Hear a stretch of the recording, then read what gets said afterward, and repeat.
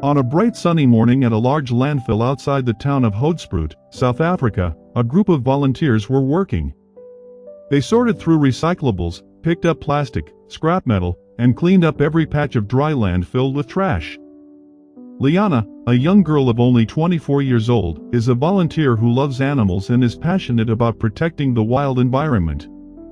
Suddenly, amid the sound of the wind and the fluttering of plastic bags, she heard a strange whining sound. Everyone stopped. One guessed it was a stray cat, another thought it was an injured puppy hiding. Liana ran towards the pile of black trash, lifting each trash bag, following her ominous feeling. She was stunned when she saw a small, yellow creature lying motionless in the messy pile of trash. Not a cat. Not a dog. But a cub of a lion, its body exhausted and dirty. Its eyes were closed, its chest heaved weakly, its whole body was dirty and had open wounds. Around its neck was an old leather collar, clearly engraved with the words, Milo, a name that made the girl's heart ache. Milo was abandoned. There was no doubt about it. Perhaps it had been a pet that had been abandoned when it fell ill. The people around it were scared and backed away, afraid that it would wake up and attack suddenly. But Liana was not afraid. Her heart was filled with pity when she saw Milo's trembling little body. She bent down, gently picked it up, and wrapped it in the old sweater she was wearing. Milo's fur was ragged, his ribs were visible, his stomach was sunken, he looked extremely pitiful and weak. It did not resist, did not scratch, only let out a soft groan and collapsed into her arms. Liana cried. She could not believe that someone would be so heartless to abandon such a beautiful creature. She announced her temporary departure from the group and hugged Milo and ran back to the small house just a few hundred meters away. She vowed to herself that she would do everything she could to save this poor, dying animal. When she got home, Liana spread Milo on a clean towel, gently wiping the mud that clung to each strand of fur. The scratches were more obvious when the dust was washed away, some places were still festering and red and swollen. She boiled warm water, used a soft towel to wipe each injured area, silently apologizing in her heart. Milo still did not react strongly, only breathing weakly and closing his eyes, his body limp as if he had no strength left. She mixed some milk for small animals and carefully dropped it into Milo's mouth using an old pacifier. Suddenly, Milo stirred slightly, sucking the milk as if he had been starving for days. Liana shed tears when she saw that positive reaction, a glimmer of hope amidst despair. After drinking milk, Milo rested in a small wooden cage built in the shed behind the house. She placed an old blanket, a bowl of water and a litter box in the cage like it was for a kitten. Milo looked at her with gratitude, weak but somewhat peaceful and familiar. At night, Liana set an alarm clock every 2 hours to wake up to check on Milo's condition.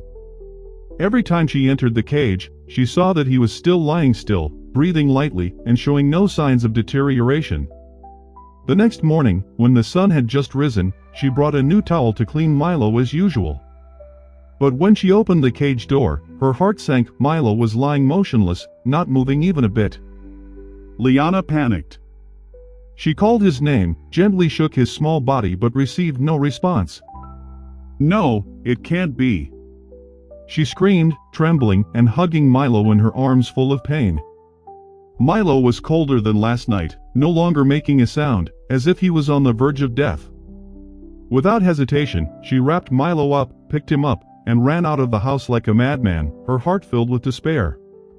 Liana took Milo to the veterinary clinic at the beginning of town, hoping that they would take in the dying lion. However, the doctor there refused. "We only treat dogs and cats, not wild animals." A kind staff member directed her to the Mahaloholo Reserve, more than 50 kilometers from the town. She immediately took a taxi, holding Milo in her arms, her eyes red, praying that there was still enough time for a miracle. When she arrived, the conservation staff was shocked to see a young girl holding the unconscious lion cub in tears. Liana told the whole story, from the garbage dump to Milo's current condition, in a trembling voice, without hiding anything. They immediately took Milo to the infirmary, while Liana collapsed in the hallway, her heart pounding. A few rangers passing by saw the touching scene and quietly approached to ask what was going on. You did the right thing." "Not everyone has the courage you do," one said softly. They gave her water to drink, told her to sit there and wait. Everyone was trying to save Milo's life. An hour passed like hell. Every sound in the medical room made Liana's heart skip a beat. She didn't move from her seat, her hands clasped tightly together, her eyes never leaving the door in front of her. Finally, a doctor came out, his face serious but his eyes shining with relief. "The lion cub is out of danger, he's recovering. You can rest assured." Liana bowed her head in thanks, tears falling again, this time tears of hope. Inside the medical room, Milo was placed on a stainless steel bed, surrounded by heart monitoring equipment and 4 fluids. The veterinarian measured his blood pressure, checked his internal organs, assessed his injuries and shaved off the fur stuck to the wound. Milo's face was still grimacing, but his heart rate had stabilized thanks to the timely oxygen and 4 fluids. They found that Milo had mild respiratory distress, caused by an infection from a long-term infection. The lion was lightly anesthetized to treat and bandage the wounds on his left leg and abdomen. In the meantime, they collected hair and blood samples to test for bacteria or serious infectious diseases. The results showed that Milo was severely malnourished, but there were no signs of dangerous disease spreading. The doctor told the intensive care team to feed him little by little and monitor his body temperature for the first 72 hours. On Milo's neck, there was a leather collar with a number, which they recorded to report to the police to investigate his previous owner's abandonment. Outside, Liana was still sitting and waiting, constantly asking questions and not leaving the hospital hallway. A doctor came out to announce the news. Milo was awake and could respond slightly when he heard a familiar call. She was allowed to see Milo's face for a few short minutes before he continued to be closely monitored. She walked in and saw Milo opening his eyes and looking at her, then making a weak sound. Liana burst into tears. She held Milo's big paws and whispered, "I will never be abandoned again." The next morning, Liana returned to the Mahaloholo Center with milk, clean towels, and a new collar for Milo. Milo was now awake and was moved to a special monitoring cage with a warm floor and lots of toys. When he saw Liana, he stood up and wobbled over to her, rubbing his head affectionately against her. The conservation staff confirmed that Milo had been illegally raised and abandoned when he became ill. The sanctuary would keep Milo until he was an adult and rehabilitate him before releasing him back into the wild. Hoedspruit police took over the case and retrieved the collar code to investigate the mistreatment. Liana was invited to sit down and talk privately with the center's director, Mr. Van Dyke. "I've worked with lions for 30 years, but I've never seen anyone who loves animals like you," he said. He offered her a job as a full-time animal caretaker at Mahaloholo, where she could contribute. Liana nodded emotionally, feeling like she had found her true calling in life. A week later, she received her first conservation uniform, standing in front of a name tag that read Wildlife Rehabilitation. Her first job was to take care of Milo, feeding, checking his temperature, cleaning the cage every morning.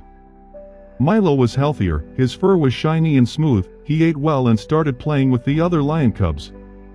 Liana also began to learn more about wildlife medicine, habitats, and endangered animal conservation. From a volunteer girl, she is now a protector of precious wildlives. Every morning, Milo runs to Liana first, rubbing his head against her hand before breakfast. She smiled, knowing that the meeting at the dump that year had changed the lives of 2 creatures. The place that was once a symbol of garbage and despair has now become the beginning of love and hope. Milo's story spread, inspiring many young people to dedicate themselves to protecting nature. And that journey still continues. From a weak moan, a bright future was born. Dear friend, thank you for watching the video till the end. Don't forget to like and subscribe to our channel to show your support. Goodbye for now, see you in the next episode.